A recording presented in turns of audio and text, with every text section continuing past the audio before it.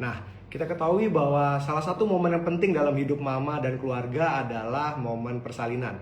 Setelah hamil, dalam kurun waktu kurang lebih mengandung si kecil kurang lebih 9 bulan, tiba saatnya nantinya akan bertemu si kecil. Tapi sebelum itu harus melalui suatu momen yang dinamakan dengan momen persalinan. Nah, selain itu juga sering banget mama semua tuh perlu tahu bahwa apa metode yang akan mama hadapi nantinya. Karena kalau tidak tahu, mama akan tegang, akan takut, dan proses persalinan menjadi tidak lancar. Segala jenis pilihan mama nanti mengenai metode persalinannya tentu memiliki konsekuensi risiko masing-masing. Jadi harus tahu tuh sebelum memutuskan nanti metode persalinan seperti apa. Dan sayangnya pada kenyataannya orang-orang sekitar tuh sering banget membandingkan antara metode persalinan yang satu, yaitu contoh persalinan normal, dengan metode persalinan yang satunya lagi, yaitu persalinan sesar. Ada yang menganggap kalau seorang wanita yang telah memilih persalinan normal dan berhasil melahirkan normal itu baru menjadi seorang ibu yang seutuhnya. Benar nggak sih kayak gitu? Atau sebaliknya, ada yang beranggapan enakan sesar aja, tinggal tidur terlentang, sudah lahir deh tanpa ada memikirkan faktor-faktor resikonya.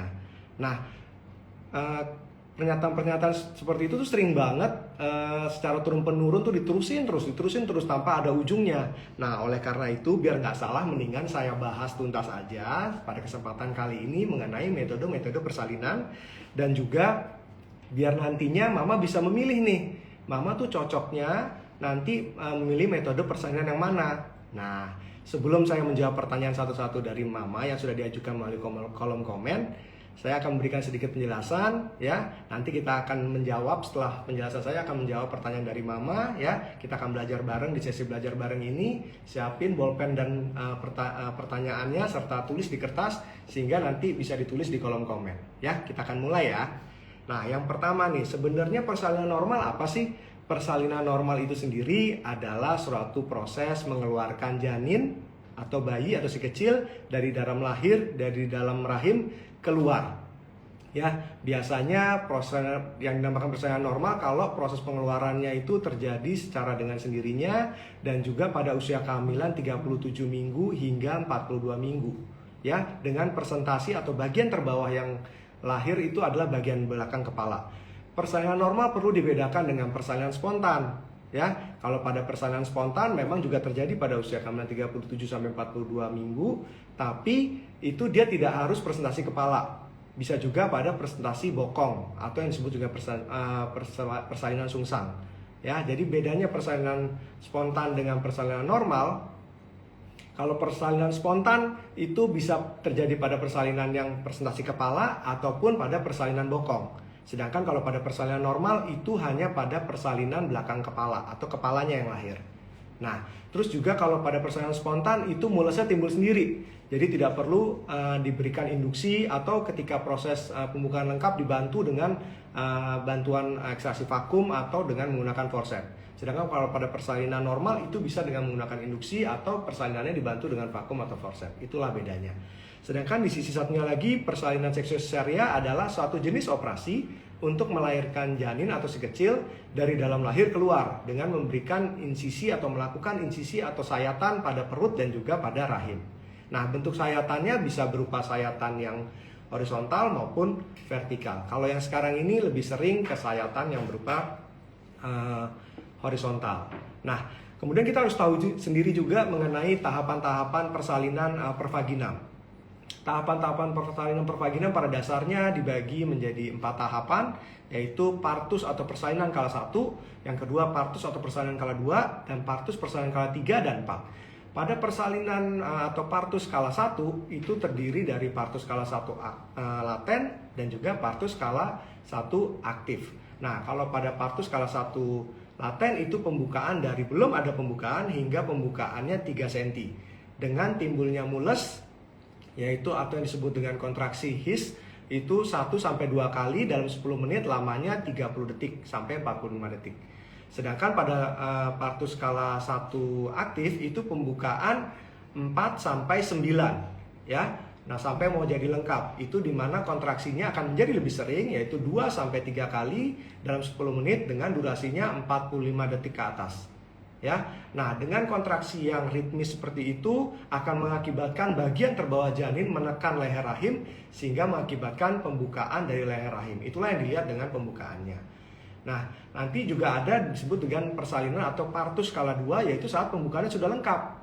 Saat pembukaannya sudah lengkap diharapkan bayi itu akan lahir dalam kurang lebih 5-30 menit, jangan terlalu lama.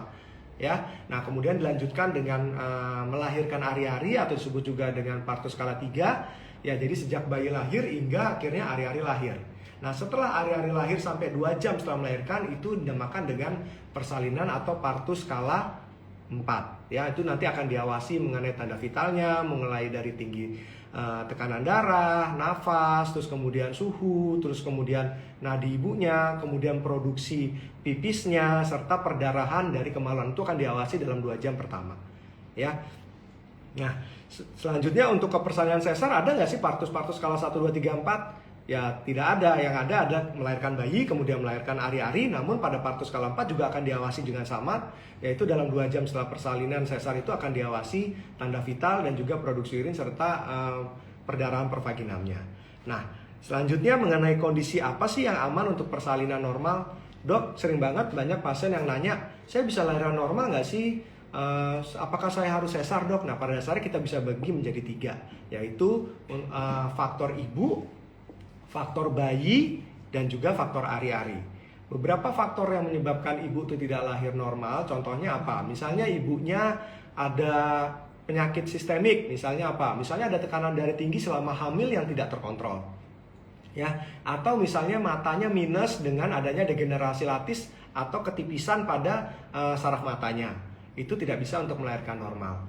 Atau misalnya ibu ada penyakit asma atau pada paru-paru yang menyebabkan dia sulit untuk beraktivitas biasa aja sulit, atau ketika asmanya tuh timbul ketika dia kelelahan. Nah, bayangkan kalau waktu melahirkan saja pasti kan akan lelah, takutnya nanti ketika melahirkan akan terjadi asma. Nah, atau misalnya ibu itu ada gangguan jantung misalnya, ya. Nah, atau gagal jantung. Nah, itu memang tidak disarankan untuk lahir normal. Nah, yang sekarang juga di era pandemi ini juga ada pada kondisi di mana ibu yang menderita COVID yang sangat berat sehingga tidak mampu untuk beraktivitas, misalnya sangat sesak. Nah, itu memang tidak disarankan untuk lahir normal. Syarat lainnya pada ibu yang tidak disarankan untuk lahir normal apa? Contohnya misalnya pada ibu yang telah mengalami bekas sesar, ya, atau mengalami persalinan sesar lebih dari 1 kali. Nah, itu memang tidak disarankan untuk lahir normal. Atau ibu yang sebelumnya telah melahirkan normal tapi kemudian pada persalinan sebelumnya terjadi robekan pada jalan lahir yang bisa mengakibatkan robek hingga ke anus atau ke pantat dan memerlukan rekonstruksi yang berat. Nah, itu memang tidak disarankan untuk kembali lahir normal karena takutnya bisa mengakibatkan robekan kembali pada daerah tersebut. Atau misalnya ibu dengan kelainan pada tulang panggul, ya, misalnya panggulnya ada riwayat kelainan dari sejak lahir atau riwayat patah tulang, ya, itu yang mengakibatkan, atau riwayat sebelumnya ibunya hamil lahiran normal kemudian terjadi pemisahan pada tulang kemaluan. Nah, itu juga tidak disarankan untuk pada kehamilan berikutnya untuk lahir normal. Nah, tadi itu faktor-faktor pada sisi ibu. Lalu faktor pada sisi bayi apa? Contohnya, misalnya kelainan pada presentasi atau bagian terbawah janin. Pada yang disarankan untuk lahir normal adalah jikalau presentasinya adalah kepala, terutama pada bagian belakang kepala, ya, atau oksiput. Nah, pada kondisi yang tidak belakang kepala itu sebaiknya ada pemikiran untuk dilakukan tindakan sesar. Contohnya dia melintang, ya, atau dia nyungsang tapi pada anak pertama. Nah, kalau nyungsang pada kehamilan anak kedua masih boleh dicoba untuk lahir normal, asalkan posisi sungsangnya itu tidak kaki duluan atau disebut dengan footling. Jadi kalau kakinya 2 berada di bawah itu tidak bisa, ya. Terus kemudian juga pada bayi yang kembar. Pada bayi yang kembar yang gimana? Misalnya ternyata bayi yang kembar tanpa adanya sekat antara bayi satu dengan yang lainnya. Atau misalnya bayi kembar dengan kembar siam, menyatu dia. Itu tidak bisa disarankan untuk lahir normal atau lahir pervaginal. Nah, yang selanjutnya juga pada bayi kembar adalah di mana posisi bayinya yang terbawah itu tidak posisi kepala. Jadi misalnya bayi yang terbawah itu posisinya melintang atau bokong.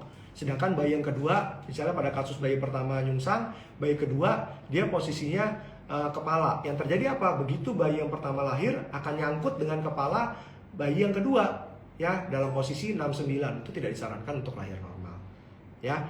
Nah, namun kalau posisinya pada bayi yang kembar dengan posisinya kepala-kepala, itu masih boleh untuk dicoba normal, ya, untuk dilahirkan secara pervaginal.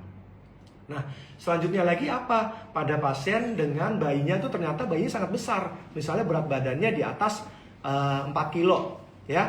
Atau misalnya bayinya tidak terlalu besar, tidak sampai 4 kilo, tapi ternyata badan ibunya yang pendek, ya. Kurang tinggi badannya, kurang dari 145 dan panggulnya sempit. Nah, itu tidak sebaiknya tidak disarankan lahir normal, atau boleh saja lahir normal tapi ada resiko untuk nanti terjadinya distosia atau perlambatan saat persalinan. Nah, tadi kan udah tuh faktor ibu sudah, faktor bayi sudah. Lantas yang terakhir nih, faktor ari-ari atau tali pusat. Nah, faktor ari-ari ini misalnya contohnya adalah ternyata ari-arinya menutupi jalan lahir secara total yang disebut dengan placenta previa totalis. Nah, itu memang tidak disarankan lahir normal. Pada dasarnya bayi harus lahir lebih dahulu ketimbang ari-ari. Tidak boleh ari-ari lahir lebih dahulu baru bayinya. Nah, itu juga bisa pada kalau plasentanya menutupinya tidak seluruhnya, misalnya hanya sebagian, nah itu masih boleh dicoba normal, tapi dilihat saat sudah pembukaan terjadi perdarahan aktif atau tidak.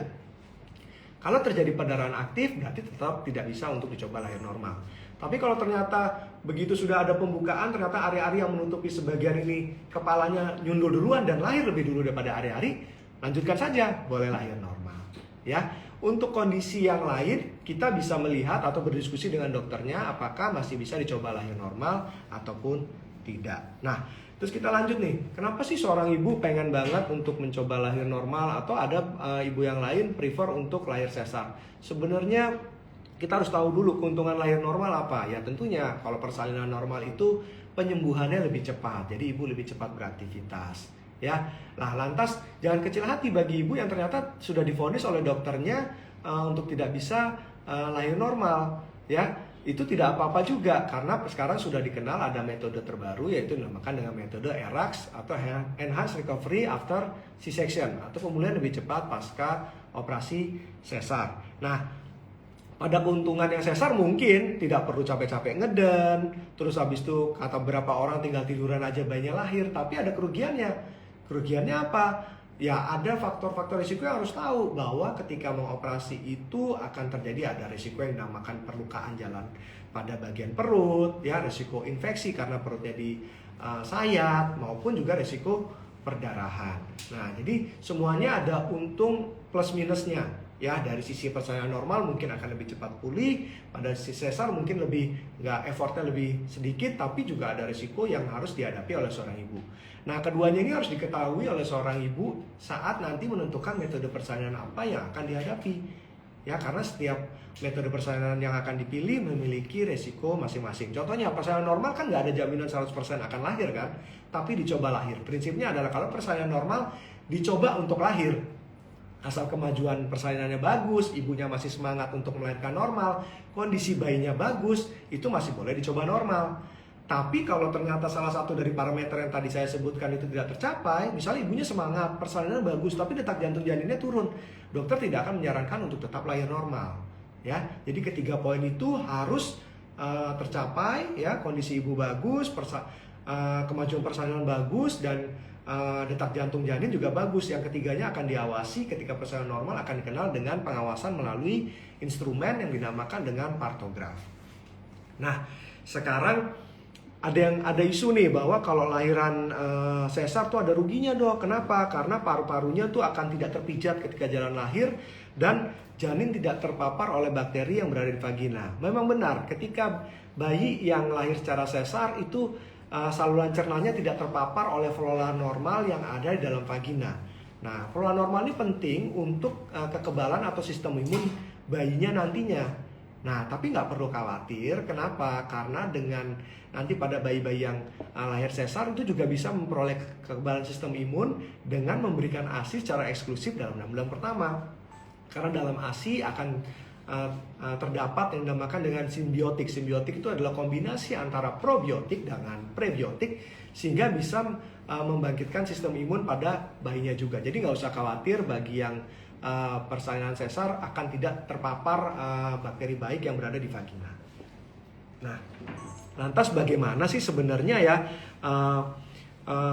sikap mama dan keluarga menyikapi mengenai pilihan metode persalinan yang paling baik? Pada dasarnya kita harus menghormati keputusan dari mama itu sendiri. Ya, mama yang menentukan dari hati. Kalau memang dari dokternya boleh diperbolehkan untuk lahir normal, mama harus mengetahui dulu kemampuan dirinya. Memang yakin nggak untuk lahir normal? Kalau memang yakin, silakan, dokternya pasti akan mendukung dan keluarga sekitar juga akan mendukung. Tapi jangan sampai keluarga sekitar itu lebih semangat mengarahkan ke salah satu metode persalinan sehingga tidak berkenan di dalam hati mama sendiri. Itu harus didiskusikan sejak awal, ya. Bila perlu kalau yang ngeyel-ngeyel itu, pihak-pihak yang ngeyel-ngeyel itu diajak juga ikutan ketemu dokternya biar dijelaskan. Karena jangan sampai mama dipaksa lahir normal tapi dalam hatinya tetap pingin sesar, atau kebalikannya, mama pingin normal tapi keluarga pingin sesar. Akhirnya keduanya tidak tercapai dengan maksimal atau optimal. Misalnya tadinya mama pengennya sesar, terus mama dipaksa untuk lahir normal. Sakit juga, akhirnya mama juga ngedennya nggak kuat dan akhirnya disesar juga karena kondisi mama tidak kuat dalam menjalani persalinan normal. Kita ketahui kan kalau persalinan normal pasti akan timbul nyeri, nggak mungkin tidak akan timbul nyeri. Ya, meskipun mama menggunakan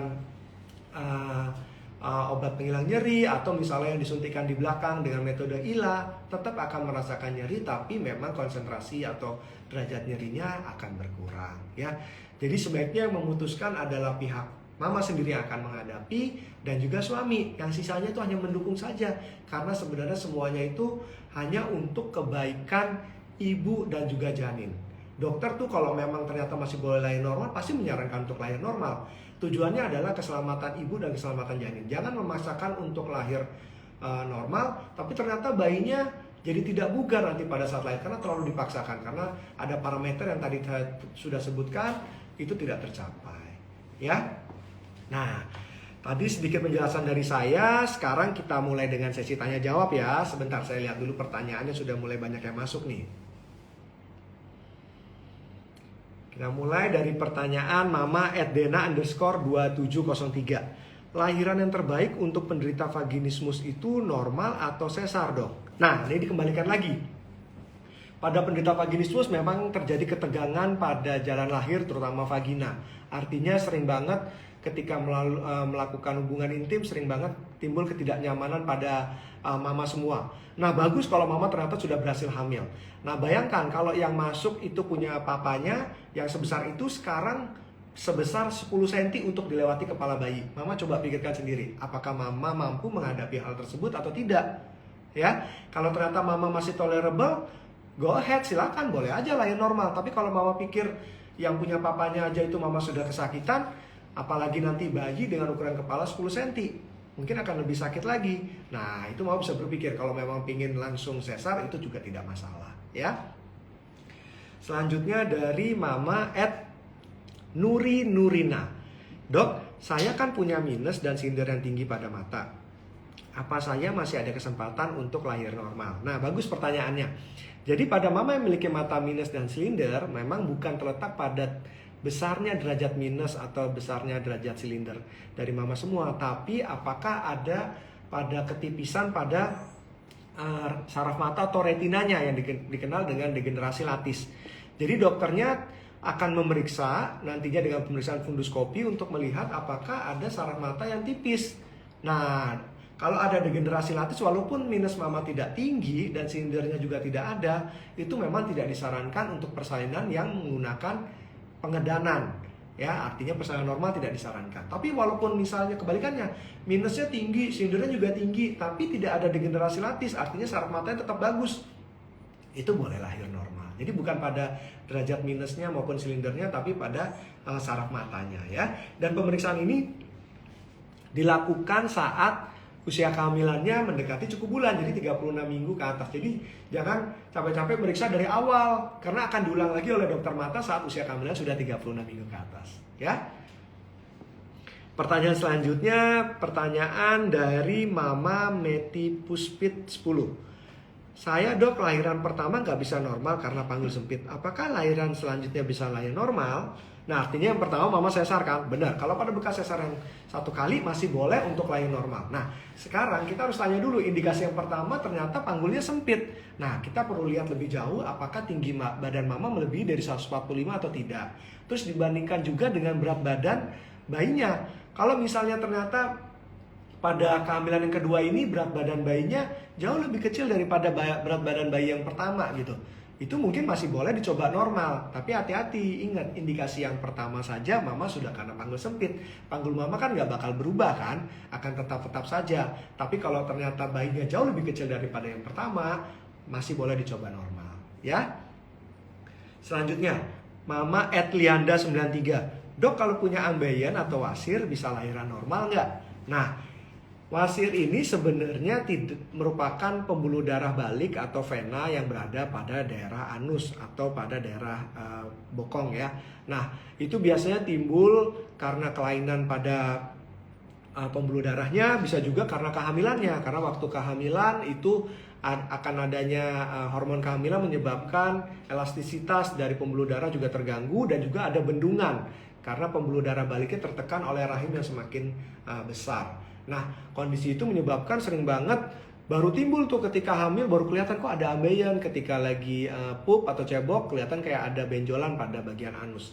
Nah apakah boleh lahir normal? Boleh, tergantung dari derajat ambeien atau wasirnya sendiri. Kalau yang sudah yang sudah besar, dia selalu keluar berwarna merah atau sering berdarah, memang tidak disarankan untuk lahir normal karena takutnya peregangan pada jalan lahir menyebabkan nantinya robekan pada pembuluh darah atau pada ambeiennya sendiri. Nah takutnya nanti perdarahannya sudah dikendalikan.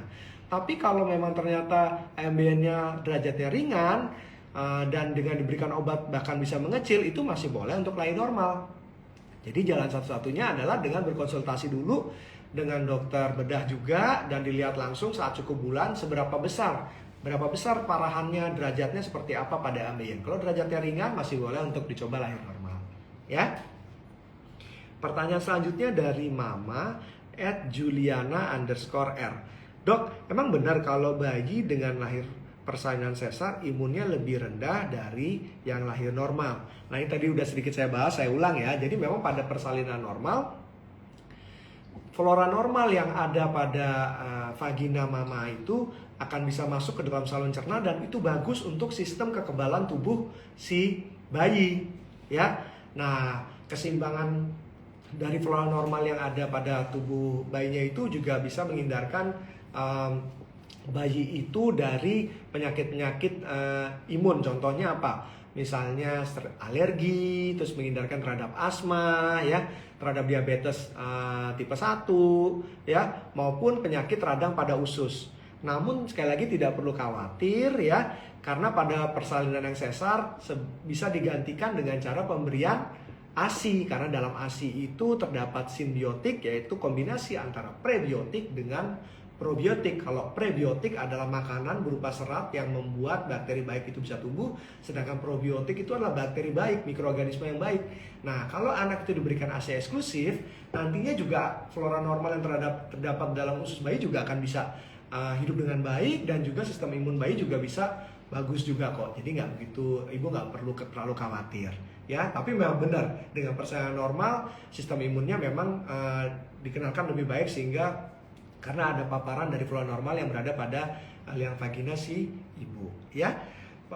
Pertanyaan selanjutnya @Vega Marcelia, dok kalau punya riwayat keguguran 2 kali, hamil selanjutnya berat badan bayi nggak boleh 3 kilo lebih ya, harus kecil biar bisa lahiran normal? Sebenarnya tidak berhubungan langsung ya. Ibu dengan keguguran 2 kali boleh aja hamil dengan berat bayi di atas 3 kilo, karena kan permasalahannya bukan pada panggul ibu, kecuali misalnya ibu ada riwayat panggulnya kecil atau tinggi badannya kurang dari 145. Nah dikhawatirkan dengan berat badan di atas 3 kilo nanti terjadi macet lahirannya karena nggak bisa melewati panggul ibu. Tapi kalau hanya karena keguguran dan tidak ada hubungan dengan panggul ibu, misalnya ibunya tingginya bagus gitu, 170 misalnya, boleh lahir. Dan setiap persalinan itu adalah mencoba untuk lahir normal ya. Belum tentu yang sudah divonis wah ini kemungkinan nggak bakal lahir nih, pasti tidak lahir. Tidak ada kata pasti, dicoba saja. Nanti saat mules kepalanya turun nggak? Kalau kepalanya turun, kemajuan persalinannya bagus, ibunya masih semangat dan detak jantung janinnya bagus, masih boleh dicoba lahir. Tapi kalau ternyata kemajuan persalinannya tidak bagus, ya artinya benar bahwa memang panggul ibu tidak bisa dilewati oleh berat badan bayi yang sesuai dengan waktu itu ibu mau melahirkan, ya. Jadi nggak ada hubungannya, nggak harus di bawah 3 kilo karena hanya riwayat keguguran 2 kali, ya. Selanjutnya pertanyaan dari Mama Saliu 2. Nah, Dok, kalau sesar yang eraks, apa betul nggak ada efek samping?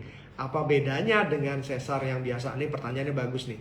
Jadi sebenarnya eraks itu adalah suatu program pulih cepat, ya, pasca operasi sesar yang meliputi serangkaian perawatan mulai dari optimalisasi kondisi ibu sebelum operasi, kemudian perawatan ketika operasi, dan mempercepat pemulihan ibu setelah operasi, ya. Tujuannya apa? Memberikan kenyamanan pada ibu dengan servis yang excellent tentunya, serta mempercepat rama perawatan, serta mempercepat juga pemulihan ibunya sesuai dengan standar keamanan dan keselamatan pada pasien itu sendiri. Jadi tindakan operasinya ya tidak berbeda, hanya ada perawatan sebelum operasi, intraoperasi, dan pasca operasi.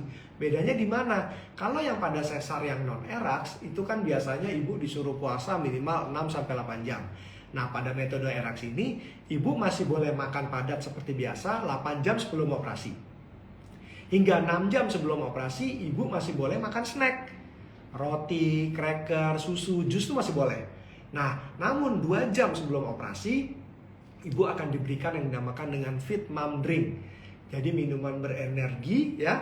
Nah, itu masih boleh diminum 2 jam sebelum operasi. Nah, setelah 2 jam ke bawah menjelang operasi, itu ibu sudah mulai tidak boleh makan apa-apa lagi. Nah, jadi masa puasanya lebih singkat. Akibatnya apa? Ibu tidak akan merasakan kelaparan. Dan ibu juga tidak akan merasakan mual nantinya ketika operasi. Kemudian yang kedua, tidak akan merasakan menggigil atau kedinginan. Lantas perawatan saat operasinya apa yang berbeda? Pada perawatan pasca operasinya, dokternya akan memberikan dosis obat bius dari belakang yang disebut dengan spinal yang dosisnya lebih rendah. Sehingga efek sampingnya juga akan lebih rendah. Contohnya apa? Efek mualnya, efek menggigilnya, itu juga akan lebih ringan. Tapi ibu tetap tidak akan merasakan sakit. Bahkan ibu sudah mampu menggerakkan kaki lebih cepat karena dosisnya lebih rendah. Itulah keuntungannya. Dan pada pasca operasi, ibu boleh minum cairan jernih biasa setelah selesai operasi, dan boleh makan setelah 4 jam setelah operasi. Jadi nggak ada puasa-puasa tuh setelahnya, ya. Dan dalam 6 jam ibu, 4-6 jam ibu sudah mulai bisa menggerakkan kaki. Terus setelah menggerakkan kaki, ibu akan diajarkan untuk mobilisasi dari tingkat 1, 2, 3, dan 4. Disesuaikan ya sekali lagi dengan kemampuan ibu sendiri, ya. Begitu sudah bisa menggerakkan kaki, nanti ibu akan dilepas kateternya, dan kalau memang ibu bisa kamar mandi, sudah boleh kamar mandi. Jadi dengan metode eraks ini pemulihannya akan lebih cepat. Pada era pandemi, metode eraks ini sangat bagus karena mengurangi length of stay ibu berada di rumah sakit. Tapi mengenai tindakan operasinya pada dasarnya tidak banyak berbeda. Dokternya akan melakukan tindakan operasi yang sedikit tidak memanipulasi pada rahim, jadi rahimnya tidak dikeluarkan. Terus kemudian akan dilakukan delayed cord clamping, jadi tali pusatnya tidak langsung dipotong, akan diberikan kesempatan tali pusat itu untuk memperbendarai janin setelah bayi itu lahir kurang lebih 60 detik.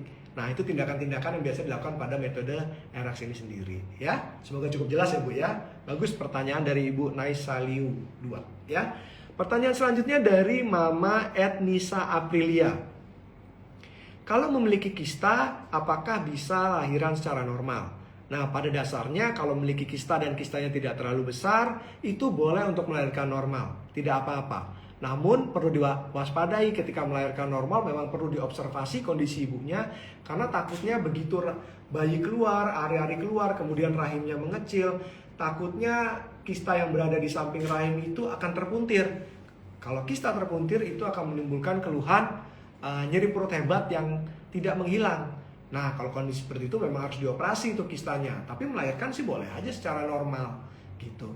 Namun bisa juga opsi misalkan ibu ingin sekalian mengangkat kistanya, ya boleh aja sekalian sesar dan mengangkat kista. Namun lebih baik kalau bisa lahiran normal, itu jauh lebih baik. Karena untuk ibunya pemulihan lebih cepat, dan kistanya kalau tidak terlalu besar masih bisa diobservasi setelah lahiran 3-6 bulan kemudian, siapa tahu menghilang ya. Tergantung juga dari jenis kistanya ya.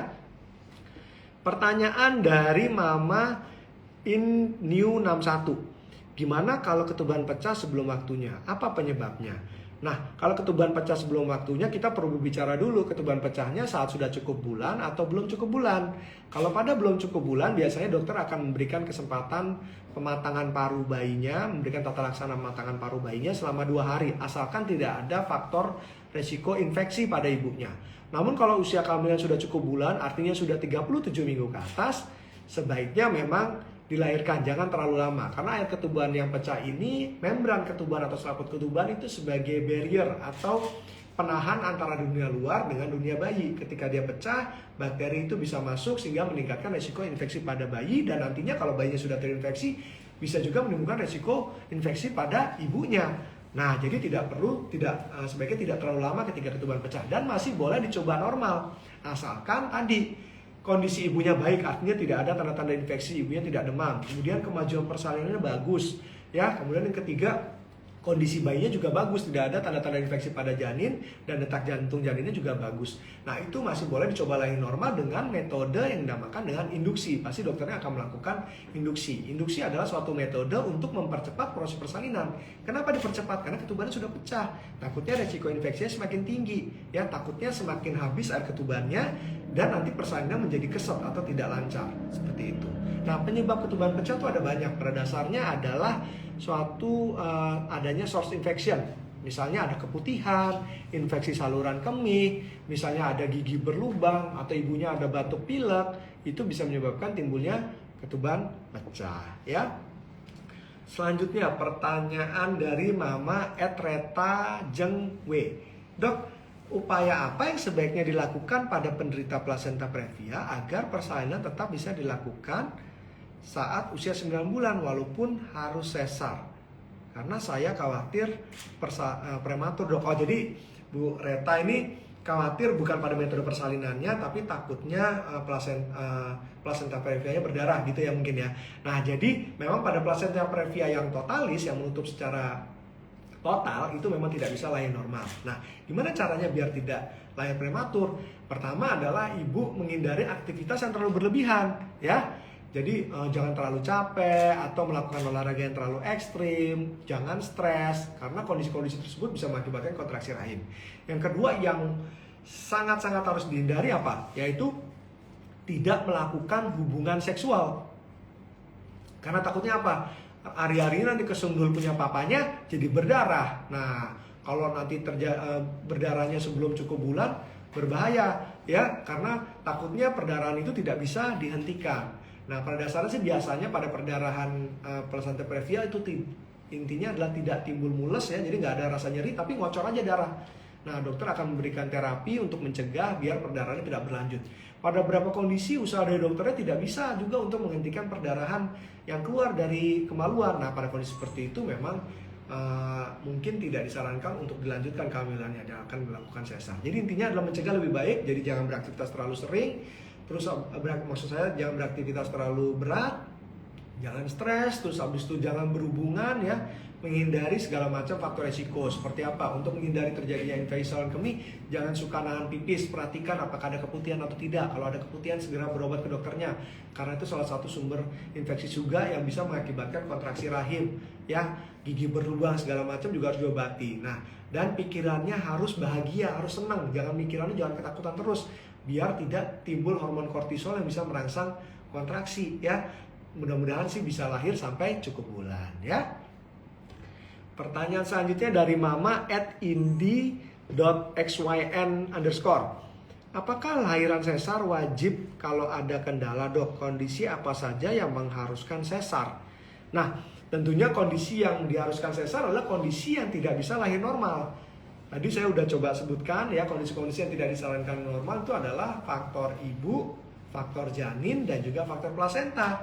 Ya, contohnya pada faktor pada ibu misalnya ada kelainan pada matanya ya, kelainan pada retina mata, terus kemudian pas ibu dengan ada asma yang berat, yang sering banget kambuh, yang timbulnya karena kecapean tuh, terus habis itu ibu dengan kelainan jantung ya, ibu dengan kelainan ginjal juga, terus habis itu ibu dengan riwayat sesar 2 kali ya, ibu dengan kelainan panggul, tinggi badan ibu yang kurang dari 145 ya, itu memang tidak disarankan untuk lahir normal ya. Terus kemudian pada bayi apa? Contohnya bayinya terlalu besar, terus habis itu bayinya kembar tapi posisi terbawahnya tidak kepala.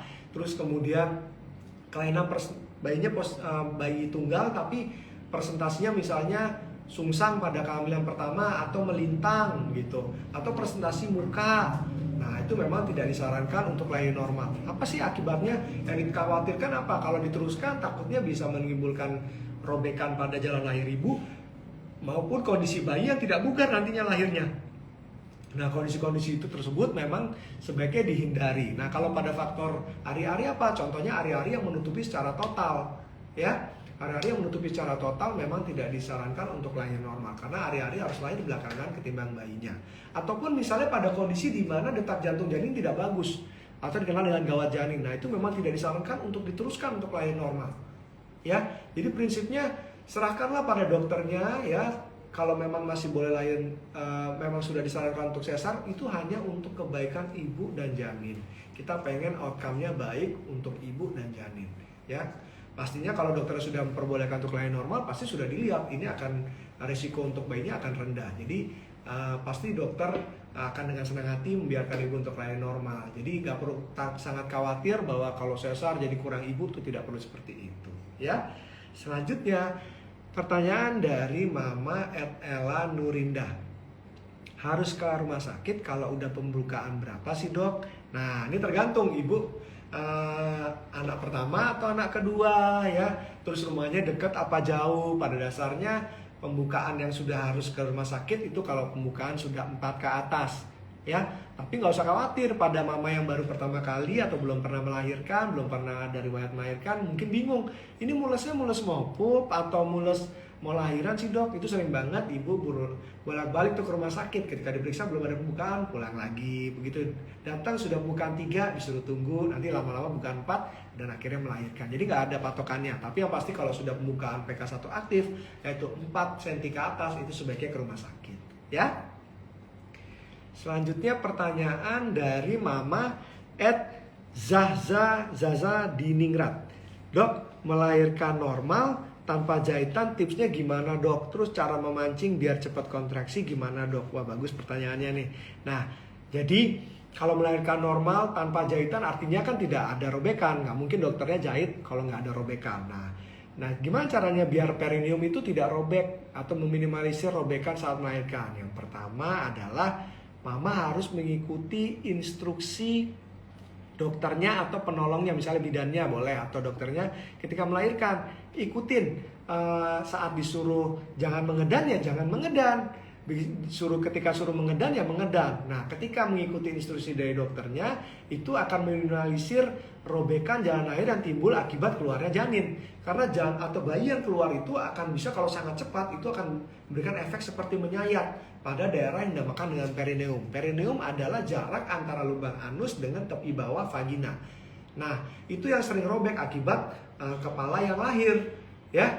Nah, jadi caranya gimana? Kalau dokternya masih suruh menahan, ibu tahan, jangan nggak ngikutin dokternya karena memberikan kesempatan jalan lahir itu meregang secara perlahan, tidak terlalu terburu-buru, ya, sehingga tidak mengakibatkan robekan. Nah, namun nggak perlu khawatir kok. Pada dasarnya dokternya tidak secara otomatis langsung melakukan robekan atau yang dinamakan dengan episiotomi yang dibuat, robekannya sengaja dibuat. Tujuan dokter membuat robekan itu adalah untuk mempercepat proses persalinan. Misalnya ternyata kepala sudah di bawah terlalu lama sehingga detak jantungnya turun. Biasanya dokter akan melakukan tindakan untuk mempercepat proses persalinan karena kalau enggak detak jantungnya semakin turun.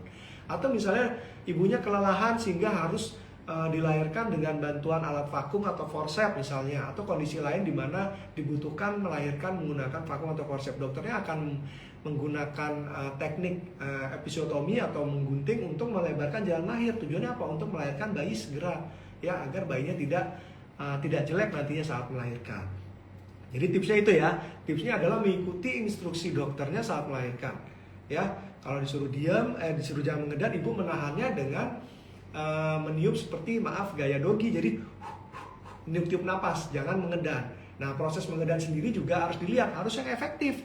Gimana? Jadi kepala, dagunya menyentuh dada dan matanya terbuka, melihat ke arah kemaluan dan menekan dalam 10 kali hitungan. Ya, nanti akan dibantu dihitung oleh dokternya sehingga ibu lebih teratur kapan harus mengedan dan kapan harus menahan. Terus cara memancingnya biar cepat kontraksi gimana? Maksudnya biar cepat mules ya. Nah, biasanya dilakukan saat usia kehamilan sudah di atas 36 minggu, ibu bisa mengkonsumsi kurma segar ya. Kurma segar ini dikonsumsi 6-7 butir per hari, itu membantu untuk mengurangi kebutuhan ibu akan obat-obatan induksi dan juga mempercepat proses persalinan. Kemudian yang lain apa? Rajin jalan ya, beraktivitas dengan berpuasa di rumah, berolahraga, terus kemudian boleh juga melakukan hubungan intim untuk mempercepat terjadinya kontraksi saat sudah cukup bulan ya. Kemudian pertanyaan dari Mama Iin Huang. Posisi janin melintang gimana dok? Apa bisa turun ke bawah? Di usia janin berapa harusnya janin masuk panggul agar bisa lahir normal? Nah, kalau melintang mungkin saya klarifikasi dulu. Kalau sungsang, kepala di atas, pantat di bawah, ini sungsang. Kalau lintang seperti ini. Nah, kalau posisi lintang sudah terjadi pada usia kehamilan 36 minggu ke atas, nah itu kemungkinan besar dia akan muter menjadi ke bawah, bagiannya menjadi posisi horizontal, itu akan lebih sulit. Biasanya kalau posisi melintang tidak disarankan lahir normal. Nah, dulu masih ada yang dinamakan dengan versi luar, jadi diputer tuh bayinya. Nah, yang melakukan muter tidak sembarang dokter, harus memang dokter yang sudah terlatih dan dilakukannya di rumah sakit dengan pemantauan yang ketat, karena proses pemutaran bayi dari melintang menjadi posisi membujur atau posisi horizontal itu bisa mengakibatkan detak jantung janin yang menurun. Jadi memang harus diawasi.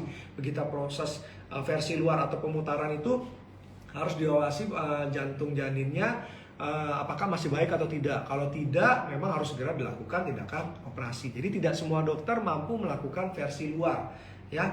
Nah, tapi kalau dokternya tidak mampu, biasanya usia kehamilan sudah cukup bulan, memang tidak disarankan untuk lahir normal ya, karena posisi lintang gimana dia mau turun, dia tidak akan turun ya.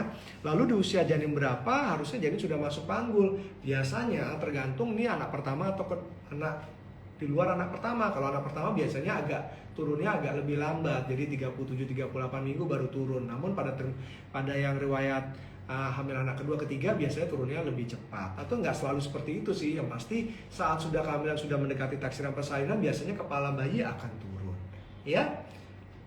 Selanjutnya pertanyaan dari Mama @Sally Indriana. Dok, saya besok mau lahiran. Waduh, lagi tegang ya Bu ya, tapi lagi flu, apa masih bisa melahirkan normal?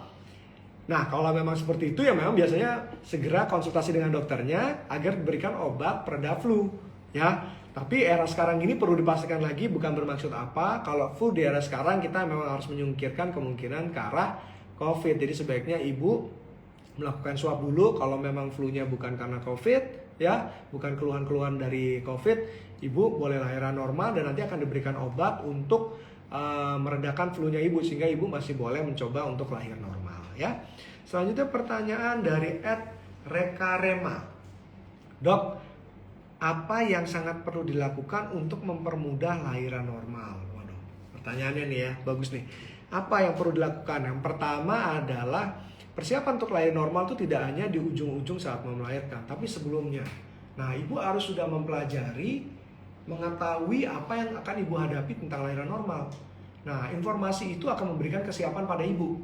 Nah, informasi itu bisa dapat dari mana aja sih? Bisa dari internet, buku-buku bacaan, dari komunitas-komunitas, dari medsos, dari Halo Bumil, dari YouTube, itu bisa didapatkan. Sehingga nantinya Mama ketika menghadapi persalinan normal itu udah nggak kaget tuh, sudah tahu, oh katanya begini gitu. Nah, jadi udah nggak kayak kita mau ujian, kita sudah tahu dulu nih, udah belajar dulu, sehingga saat ujian tidak panik, tidak tegang. Itu satu. Kemudian yang kedua, mempersiapkan dari sekarang. Persiapkan apa saja? Misalkan mempersiapkan secara fisik, jadi mengkonsumsi makanan ya yang bergizi, sehat, dan bervariasi. Tujuannya apa? Agar fisik mama nantinya itu bugar. Ya, selain persiapan dari makan makanan yang bergizi, juga yang kedua adalah melakukan aktivitas fisik seperti olahraga ringan ya. Seminggu 2-3 kali, lamanya 30-45 menit. Mama yang lagi hamil bukanlah orang sakit, tetap harus aktivitas agar kondisinya bugar dan bisa untuk melahirkan normal. Karena proses melahirkan normal itu membutuhkan energi yang tinggi. Ya, dikatakan seperti pelari maraton tuh, energi yang dibutuhkan. Jadi kondisinya harus bugar. Melakukan olahraga ya kalau bisa yang melatih juga otot pernapasan, ya, dan juga otot-otot perut biar nanti mengedannya pinter. Nah, tapi sebelum kita memutuskan apakah mama boleh boleh olahraga atau tidak, konsultasi dulu ya dengan dokternya, karena ada beberapa kondisi yang memang tidak disarankan ibu hamil untuk melakukan olahraga. Contohnya apa? Yang dengan tekanan darah tinggi tidak terkontrol, kemudian gula darahnya juga tidak terkontrol, terus kemudian mama dengan ari-arinya menutupi jalan lahir atau plasenta previa, atau mama yang ada riwayat persalinan prematur atau riwayat keguguran sebelumnya, itu memang tidak disarankan untuk beraktivitas terlalu berat. Jadi mempersiapkan diri dari secara fisik dan juga mental. Terus kemudian mengikuti senam hamil, ya. Dalam senam hamil nanti kan bersama-sama komunitas tuh juga akan saling bertukar pengalaman. Mungkin ada mama yang sudah pernah melahirkan, gimana do and don'ts-nya saat melahirkan. Dan sering banget nanti ketika mau lahiran, dokternya pasti akan ngingetin lagi. Mama sering lupa karena panik, aduh sakitnya seperti ini. Nggak apa-apa, nanti akan diingatkan lagi oleh bidan atau dokternya, ya. Intinya kalau mau lahiran normal harus dari diri sendiri dulu. Memang yakin, memang pengen untuk lahir normal, bukan atas dasar titipan dari keluarga, mertua, ayah atau ibu kandung sendiri atau suami, karena yang ngejalanin mama sendiri, ya. Dari mama @primasri nih titik-titik. Insya Allah tim sesar. Wah, karena saya low pain tolerance, jadi nggak akan kuat untuk lahiran normal. Nggak apa-apa, boleh juga dengan berbagai macam alasan mau jadi sesar juga nggak apa-apa, ya. Karena sekarang sesar juga pemulihannya lebih cepat, terus kemudian juga ibu sudah sangat bagus mengakui bahwa memang ibu tidak mampu menangani rasa sakit meskipun kecil, ya. Ngapain coba-coba, nanti malah buat anak kok coba-coba ya kayak iklannya. Nah tapi masalahnya kalau misalnya mau nyoba-nyoba lahir normal, ya rugi bandar 2 kali, ngerasain sakit juga terus disesar juga. Mendingan sekalian aja langsung sesar, jadi nggak pakai timbul mules terlebih dahulu, ya. Selanjutnya @mama@lulu_listia. Dok mau tanya, anak saya kelilit tali pusar 1 kali di leher ya dok. Usia kandungan 38 minggu, tapi belum ada tanda-tanda lahiran. Gimana ya? Nggak apa-apa bu, boleh ditungguin. Masih ada 2 minggu lagi untuk sampai taksiran persalinannya. Siapa tahu dalam 2 minggu ini ibu akan mendapatkan mules ya. Dan lilitan tali pusat juga tidak harus selalu sesar. Boleh untuk dicoba lahir normal. Asalkan kemajuan persalinannya bagus dan juga lilitannya ternyata tidak erat. Pasien saya ada yang lilitan tali pusat 3 kali juga masih boleh lahir normal asalkan kemajuannya bagus. Dan juga detak jantung ketika proses melahirkan itu masih longgar sehingga detak jantungnya tidak turun, itu masih boleh dicoba untuk lahir normal. Tapi kalau ternyata kemajuan persalinan tidak bagus, pembukaannya tidak nambah sesuai dengan grafiknya, terus kemudian ketika kontraksi ternyata detak jantungnya turun, nah itulah tanda-tanda di mana lilitan tali pusat tidak disarankan untuk lahir normal. Jadi lilitan itu baru berbahaya atau tidak, bermakna atau tidak menyebabkan metode persalinan tertentu saat sudah mulai kontraksi. Kita akan tahu tuh erat apa tidak, ya. Pertanyaan dari mama @olivianiau. Dok, lahiran normal dengan ILA apakah aman? Plus minusnya apa ya? Nah, jadi bagus pertanyaannya. ILA itu adalah intrathecal labor anestesi. Jadi kalau lahiran normal kan biasanya akan terasa nyeri, pasti lahiran normal akan merasakan nyeri. Nah pada ILA jadi akan diberikan obat bius dari belakang, ya seperti tusukannya mirip kayak yang mau operasi sesar tapi lokasinya berbeda ya, kedalamannya juga berbeda. Nah ini akan membantu menurunkan rasa nyeri ibu, tapi bukan 0%, perlu dipahami ya. Jadi tetap merasakan nyeri tapi akan lebih tolerable. Ya, nah keuntungannya apa? Rasa nyerinya berkurang, ya efeknya langsung didapatkan, kakinya masih bisa digerakkan, tapi memang dilakukannya saat pembukaannya sudah 4 cm ke atas. Jadi nggak bisa tuh minta diilah saat usia kehamilan, saat pembukaannya masih 4 cm ke bawah ya, karena 4 cm ke atas. Lalu kerugiannya apa? Kerugiannya adalah yang pertama, terkadang memang pemberian obat ILA ini bisa mengganggu hemodinamik atau tekanan darah ibu sehingga bisa turun. Jadi memang harus dipantau di rumah sakit. Kemudian akibat tekanan darah di ibu bisa turun, juga bisa mengakibatkan gangguan pada detak jantung janin. Karena aliran darah ke bayi juga akan turun, itu juga perlu dilihat. Kemudian yang ketiga adalah efek-efek yang terjadi akibat pemberian obat suntik itu. Misalnya gatal, mual dan muntah, itu juga perlu diwaspadai. Ya, pemberian yang lain juga terkadang menimbulkan sensasi pada tungkai bawah. Misalnya agak baal, kesemutan, atau pada beberapa kasus mungkin karena terlalu dalam mengakibatkan kakinya tidak bisa digerakkan seperti spinal sehingga mengharuskan ibu harus pakai kateter. Dan memang ada penelitiannya pada persalinan dengan metode ILA memang terkadang jangka waktu atau persalinannya akan sedikit lebih lama. Pada beberapa ibu yang diberikan ILA justru tidak bisa mengedan sehingga resiko untuk memperoleh alat bantuan seperti vakum atau korset juga lebih tinggi.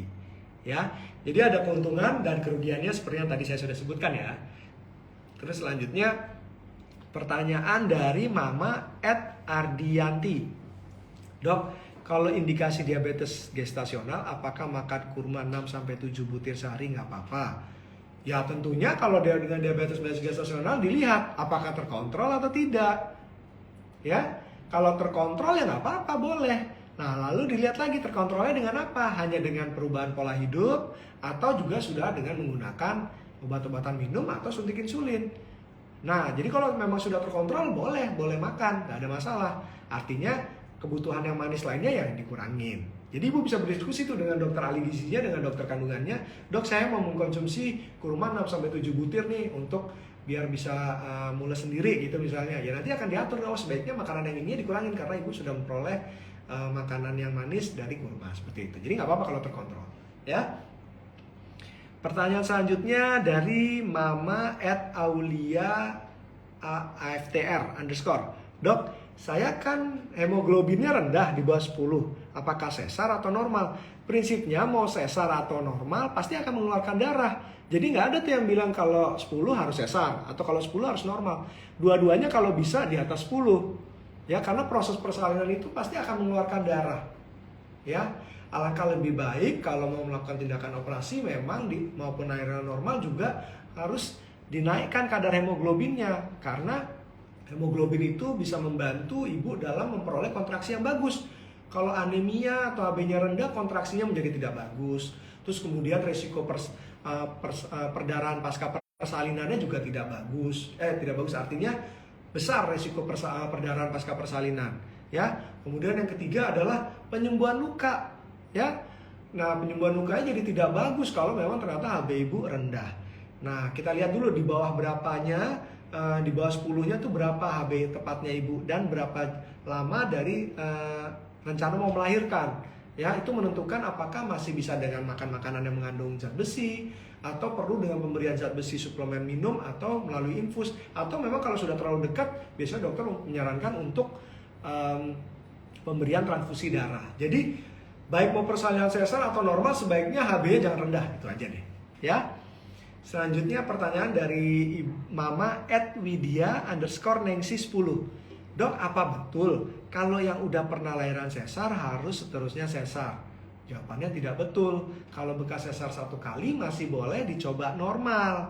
Nah, itulah yang dinamakan dengan VBAC. Jadi vaginal birth after cesarean seksarian. Jadi boleh melahirkan normal setelah sebelumnya sesar, namun dengan syarat. Syaratnya apa? Misalnya jenis operasi sesar sebelumnya itu tidak berupa insisi yang vertikal atau korporal, jadi insisi yang horizontal. Pada dasarnya kalau sekarang ini semua insisi operasi sebelumnya sudah horizontal. Itu satu. Kemudian yang kedua, jarak antara persalinan sebelumnya dengan yang sekarang itu minimal 18 bulan ke atas. Nah, kemudian yang ketiga, bayi yang sekarang tidak lebih besar daripada bayi yang sebelumnya dilahirkan secara sesar, ya. Kemudian kondisi ibunya dalam kondisi baik dan semangat untuk melahirkan normal. Kemudian tebal dari lekas sayatan sebelumnya pada rahim itu tidak di bawah 2,5, ya, 2,5 mili. Kemudian yang ketiga, yang kelima adalah yang pasti mulesnya harus timbul sendiri. Jumlah air ketubannya juga harus bagus. Karena persalinan normal pada bekas sesar itu memang harus semuanya terjadi secara normal. Ya, jadi mulesnya timbul sendiri, tidak boleh dirangsang oleh induksi, terus kemudian juga presentasinya kepala, jumlah air ketubannya cukup, dan kemajuan persalinannya juga harus bagus. Syarat-syarat itu yang membuat ibu boleh untuk dicoba lahir normal. Ya, jadi kalau bekas sesar 1 kali, ya boleh. Tapi kalau udah bekas sesarnya 2 kali, memang lebih-lebih tidak disarankan untuk normal. Walaupun yang tadi saya sebutkan sudah terpenuhi, ada yang dinamakan dengan skor VBAC. Nah, nanti dokter akan menghitung tuh skornya berapa. Jika poinnya makin tinggi, angka keberhasilan untuk lahir normalnya makin bagus. Namun, itu berupa persentase, tidak 100%. Anggaplah misalnya ternyata semua poinnya terpenuhi. Angka keberhasilan itu sekitar 70-80% untuk melahirkan normal. Sisanya tetap ada resiko untuk tidak terjadi persalinan normal, misalnya macet atau robekan jalan lahir. Atas dasar itulah bagi ibu yang merencanakan untuk lahir normal tidak bisa untuk lahir di bidan kalau sebelumnya sesar. Karena apa? Kalau misalnya dalam proses persalinan itu didapatkan tanda-tanda robek pada rahim ibu, harus cepat dilakukan operasi karena kalau tidak terjadi perdarahan pada ibu dan juga kondisi bayi yang akan tidak bagus seperti itu. Ya. Selanjutnya pertanyaan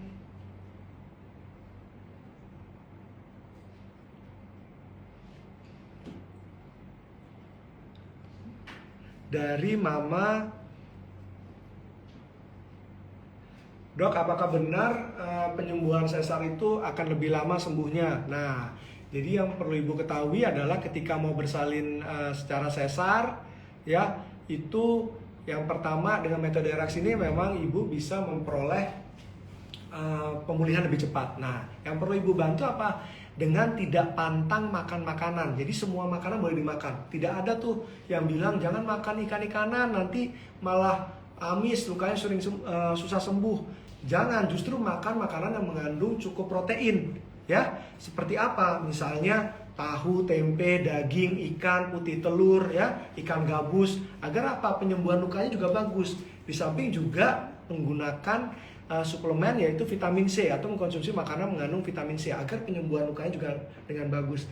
Yang penting jangan sekali misalnya aduh aku takut nih makan yang amis-amis, lebih baik makan sayur-sayur aja, itu malah membuat luka ibu menjadi sulit sembuh. Jadi makan makanan cukup protein, tidak ada pantang makanan, terus kemudian menjaga kebersihan area operasi dan juga kontrol sesuai waktunya. Ya.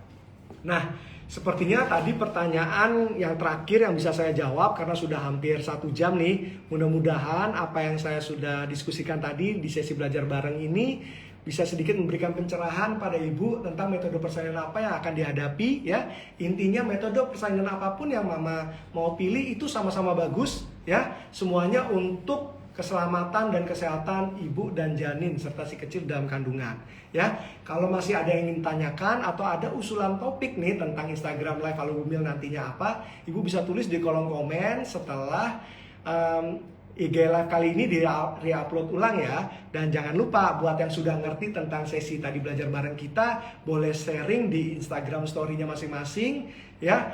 Terus jangan lupa tag di Instagram live-nya Halo Bumil, yaitu halobumil_id, dan tag saya juga ya di @bagusdonia_, biar nanti saya bisa repost dan saya bacakan. Cakep ya. Akhir kata terima kasih untuk mama semua yang sudah ikut join ya. Sampai jumpa lagi di sesi Instagram Live berikutnya. Saya Dr. Doni pamit undur diri dulu. Sehat selalu. Bye bye.